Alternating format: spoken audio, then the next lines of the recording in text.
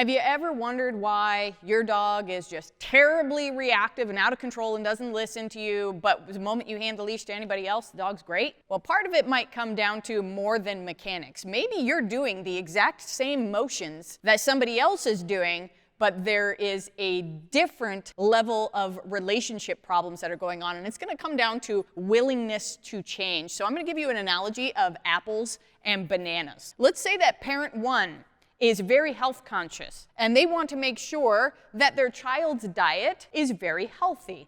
And they have been diligent about implementing that from the very beginning, and they haven't wavered from it. There's been very clear, set dietary restrictions for the child from the very beginning. And then you have parent number two, who doesn't really care what the kid eats, what the kid doesn't eat, and it's been known throughout the relationship that parent two doesn't care very much. Let's say that parent number one says to the child, I want you to make sure that you eat an apple with breakfast and a banana with lunch, but this parent has to go to work. And so they say to parent number two, make sure that the child eats an apple with breakfast and a banana with lunch, and parent number two says, okay, I'll do it.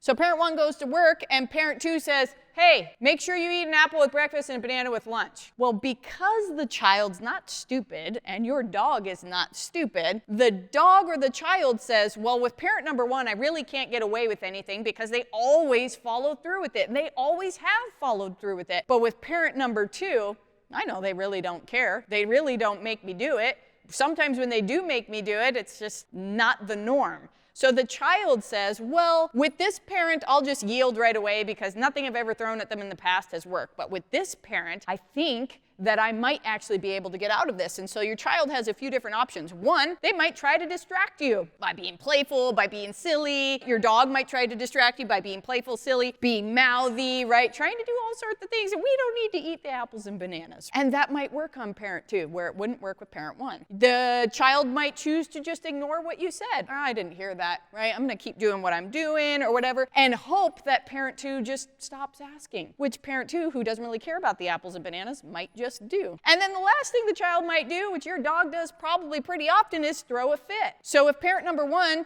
tells the dog, don't do that, the dog goes, okay, because parent number one hasn't been all over the place. But parent number two tells the dog, don't do that, and the dog throws an absolute fit over it. Because the dog says, you know, if I can get you super emotional, you probably won't follow through either. And that's because in the past, we haven't followed through. That's because in the past, we've let our emotions get the better of us. That's because in the past, we've ignored it.